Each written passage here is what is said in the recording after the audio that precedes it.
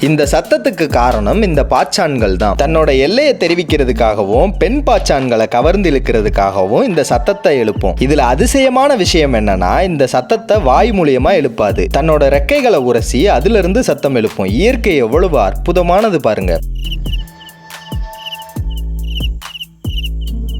இதுல இன்னும் சுவாரஸ்யமான விஷயம் என்னன்னா, இந்த பாச்சான்கள்ல பல வகைகள் இருக்கு. இதுல ஒவ்வொரு வகைக்குமே இதுங்க எழுப்புற சத்தமானது வேறுபடும்.